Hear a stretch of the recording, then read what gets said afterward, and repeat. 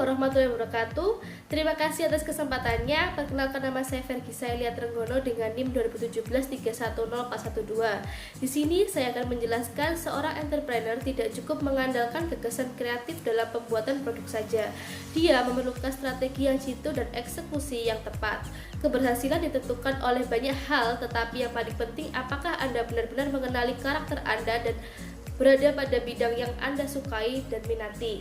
Bukan tidak mustahil keberhasilan hanya soal waktu saja bagi orang-orang yang benar-benar menyukai pekerjaannya.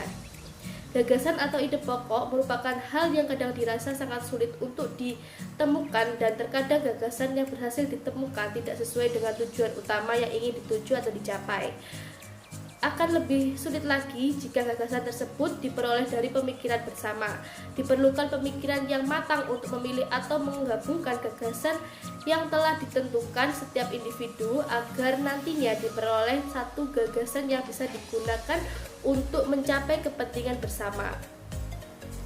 Dalam berwirausaha, kita tentunya selalu merasa tidak puas dengan kondisi yang dialami saat ini. Seorang entrepreneur biasanya merasa kondisi saat ini masih belum cukup dan belum sesuai dengan impiannya.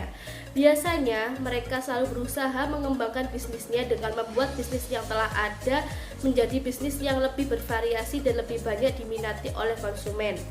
Ketika suatu bisnis sekiranya tidak menguntungkan, mereka biasanya akan langsung mencari penyebab mengapa bisnis mereka tersebut menjadi tidak menguntungkan. Kemudian akan membuat suatu keputusan bisnis tersebut akan diberhentikan atau akan tetap dijalankan, tetapi membuat variasi terhadap bisnis tersebut. Hal inilah yang mendorong seorang entrepreneur untuk selalu berusaha memanfaatkan kerja otak dengan selalu melatih kemampuan berpikir secepatnya dalam menghadapi segala kondisi dan resiko yang akan timbul pada bisnis yang sedang dijalankan. Tentunya sangat memerlukan adanya kerja otak. Selanjutnya, mengenal panggilan jiwa. Untuk berhasil calon wirausahawan harus memperhatikan 3 faktor, yaitu 1. Cocok dengan diri kita. Peluang itu bersifat personal, akrab dengan Anda, yang memerlukan kemampuan atau skill, kepribadian dan Anda sukai sesuai dengan hobi atau minat. Yang kedua, akses. Anda dapat mengaksesnya. Hal ini berkaitan dengan jaringan dan lingkungan pendukung. Yang ketiga, potensial. Komersialisasinya harus mampu memberikan tingkat pertumbuhan dan pengembalian investasi yang layak. Untuk mendapatkan ide usaha yang potensial dan cocok dengan diri Anda, entrepreneur harus memulainya dengan menganalisis berikut ini. 1. Apa yang paling Anda senangi? 2. Apakah kegemaran atau hobi Anda? 3. Produk dan proses apa yang paling Anda ketahui? 4. Adakah sesuatu yang ingin Anda lakukan ketika sedang menganggur? 5. Apakah tujuan terpenting Anda dalam bisnis sendiri? Apakah mendapatkan keuntungan, kebebasan, atau yang lainnya? Yang keenam, ide mana yang muncul sebagai respon terhadap 4 pertanyaan pertama di atas yang memenuhi tujuan pada pertanyaan kelima tersebut. Sekian presentasi dari saya, akan dilanjutkan oleh rekan saya. Terima kasih. Terima kasih atas kesempatannya.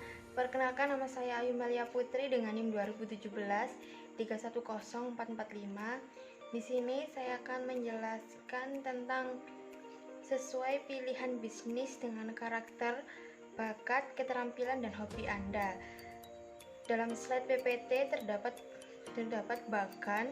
Di sini saya akan menjelaskan dari gambar tersebut diperoleh 4 kuadrat yang masing-masing menunjukkan tipe-tipe pembawaan manusia dalam hubungannya dengan bagaimana yang bersangkutan untuk mengadakan kontrak dengan orang lain. Untuk kuadrat yang pertama yaitu ditandai dengan D, yang mengabarkan tipe manusia dinamika atau dominan. Untuk kuadrat yang kedua diwakili dengan huruf P, yaitu mewakili orang-orang dengan sifat ekstrovert, senang bergaul dengan banyak orang, terkombinasi dalam tipe populer. Yang tipe ketiga yaitu ditandai dengan huruf T, di mana dibentuk dari perpaduan antara bawahan yang ekstrovert dengan sifat yang condong mengalah pada orang lain. Dan yang keempat ditandai dengan huruf K, yaitu tipe orang yang konvensional. Selanjutnya saya akan menjelaskan 4 tipe manusia. Untuk yang pertama yaitu manusia tipe dominan. Orang tipe dominan ini memiliki motivasi yang sangat kuat untuk mengejar prestasinya. Perilakunya sesuai berorientasi ke hasil dari suatu pekerjaan dan tanggung jawabnya. Dia sangat menyenangi tantangan untuk berhasil. Mereka bersedia untuk bekerja keras, bahkan kalau perlu dengan cara apa saja mereka harus berhasil. Sayangnya, dia kurang peduli pada lingkungan pergaulannya, tidak banyak berbicara, bertindak secara cepat dan kritis, langsung tepat sesuai sasaran. Untuk tipe manusia yang kedua yaitu tipe manusia populer. Orang-orang tipe populer ini termotivasi untuk memperoleh pengakuan dari orang lain sehingga mereka merasa sebagian orang sangat penting di lingkungannya karena dengan tujuan lebih pada bagaimana penilaian orang banyak. Maka tipe orang populer ini kadang-kadang kurang mewaspadai hasil akhir pekerjaannya dan batas untuk penyelesaiannya.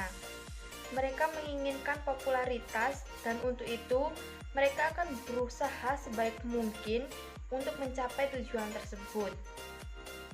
Tipe manusia populer ini menginginkan praktis, banyak bicara, dan sangat menambahkan hubungan-hubungan yang hangat serta bersahabat dengan banyak pihak. Seperti juga orang tipe dominan, orang-orang yang tipe populer ini menghendaki kebebasan jauh dari berbagai aturan-aturan ketat serta kendala-kendala yang terlalu rinci. Kreativitas menghendaki kebiasaan orang populer ini sangat menyayangi pergaulan dan pintar bergaul. Untuk tipe manusia yang ketiga yaitu tipe manusia tenang. Orang-orang tipe manusia tenang ini terdorong oleh motivasi persahabatan dan saling menghargai. Mereka juga ekstrovert dan pandai bergaul. Akan tetapi, mereka tidak mempunyai ambisi besar dalam pencapaian prestasi tersebut. Tipe tenang ini kurang menyukai tanggung jawab dan tantangan yang bervariasi. Karena kurang menyenangi tantangan dengan sendirinya, mereka juga akan terbebani mengambil resiko-resiko yang besar sehingga condong pada lingkungan yang aman. Untuk tipe manusia yang terakhir yaitu yang keempat yaitu tipe manusia konvensional. Tipe manusia konvensional ini biasanya bekerja dengan acuan ketelitian, hasil yang benar dan sempurna menurut kaidah-kaidah yang sudah berlaku.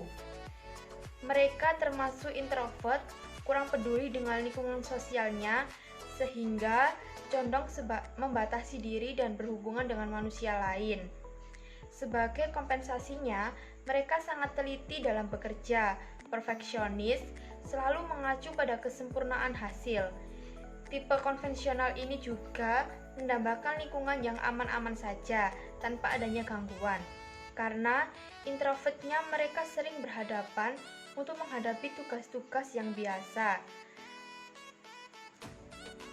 Oleh karena itu, pekerjaan yang sesuai dengan mereka adalah hal-hal yang membutuhkan keakuratan tinggi dan bidang-bidang penelitian. Selanjutnya akan dijelaskan oleh rekan saya. Terima kasih. Baik, perkenalkan saya Alif Abdurrahman dengan nomor 2017 310453. Di sini saya akan menjelaskan tentang hubungan kreativitas, ide dan peluang. Awal mulanya membuka usaha ini diawal dari sebuah kreativitas seorang. Lalu kreativitas ini akan membuahkan sebuah hasil yaitu ide-ide baru atau inovasi baru. Nah, di situ seseorang akan setelah mendapatkan hasil ide itu tadi akan mendapatkan peluang dalam bisnisnya tersebut. Lalu yang selanjutnya saya akan menjelaskan tentang matching panggilan jiwa dan jenis usaha. Terdiri dari 4, yaitu orang dominan, ini kelompok kreatif. Yang kedua, orang populis atau kelompok konsultatif. Yang ketiga, orang tenang, kelompok servis atau pelayanan. Lalu yang keempat, konvensional, kelompok pemikir. Orang dominan ini termasuk kelompok kreatif, terdiri dari orang-orang yang karena kreativitasnya sangat mendambakan kebebasan dalam bekerja. Mereka berorientasi pada pencapaian hasil akhir yang baik. Biasanya bekerja sendiri, tidak banyak bicara. Mereka tergolong orang-orang yang tidak pintar ngomong. Karena sifatnya yang dominan dalam berwirausaha, mereka lebih memilih bidang-bidang usaha yang tidak perlu banyak berhubungan dengan orang lain guna lobby-melobi. Lebih baik mereka bergerak dalam bidang produksi, menghasilkan produk-produk tertentu. Di sini semua ambisi, kebebasan berkreasi, serta gagasan-gagasan inovasi bisa terlampiaskan. Mereka bisa mendirikan industri-industri besar atau mencoba industri-industri rumahan atau kerajinan. Yang selanjutnya yaitu orang populis. Ini termasuk kelompok konsultatif, di mana orang-orang dari kelompok ini berpusat dominatif dan karena berpembawaan ekstrovert, mereka menyukai pergaulan, senang bertemu dengan publik dan pandai berbicara. Oleh karena itu, orang konsultatif ini lebih sesuai berbisnis dalam bidang-bidang usaha yang bersifat mengarahkan atau memberikan instruksi. Contohnya menjadi konsultan, membuka kursus, menjadi pelatih olahraga, dan sebagai seorang ekstrovert ini mereka juga baik dalam bidang-bidang distribusi dan perdagangan. Yang ketiga yaitu orang tenang, kelompok servis dan pelayanan. Kelompok ini lebih cocok dalam bidang-bidang usaha yang memberikan layanan kepada pihak lain. Kelebihan orang jasa ini adalah kemampuannya mengikuti keinginan-keinginan orang yang dilayaninya dengan tulus. Bidang usaha layanan jasa bisa bermacam-macam, mulai membuka bengkel otomotif, elektronik, rumah makan, rumah sakit, sekolah, sampai berbagai usaha jasa lainnya. Lalu yang terakhir, orang konvensional atau kelompok analitis. Orang tipe ini adalah pekerja yang mengacu pada ketelitian dan kesempurnaan hasil menurut aturan dan kaidah yang berlaku. Ia kurang peduli dengan lingkungan sosial dan cenderung membatasi pergaulan antar sesama. Mereka sering disebut sebagai sebutan perfeksionis. Keunggulan orang konvensional ini, mereka terlihat dari hasil akhir kerja mereka yang memuaskan, rapi dan teliti. Orang-orang yang bertipe kepribadian konvensional ini cocok bekerja sebagai sekretaris angkutan atau operator komputer. Selanjutnya akan dijelaskan oleh teman saya. Terima kasih. Terima kasih atas kesempatannya. Saya Ade Puja Ramadhani, NIM 2017-310-454, akan melanjutkan presentasi dari rekan saya, yaitu tentang ide usaha dari imitasi. Hal yang perlu dilakukan untuk mengadaptasi jenis usaha yang pertama adalah mempelajari industri yang sudah ada, mengkaji output dan input industri, yang ketiga adalah mengkaji tren ekonomi, dan yang terakhir analisa terhadap perubahan sosial. Selanjutnya adalah tip praktis. Carilah ide bisnis dengan satu, sering menghindari pemeran perdagangan dan investasi. Kedua, mempelajari keahlian dan tenaga kerja lokal. Yang ketiga, investigasi material lokal dan sumber daya lain. Yang keempat, mengkaji peluang substitusi produk impor. Sekian presentasi dari kelompok 8, semoga bermanfaat. Jangan lupa like dan subscribe video kami. Wassalamualaikum warahmatullahi wabarakatuh. Was a game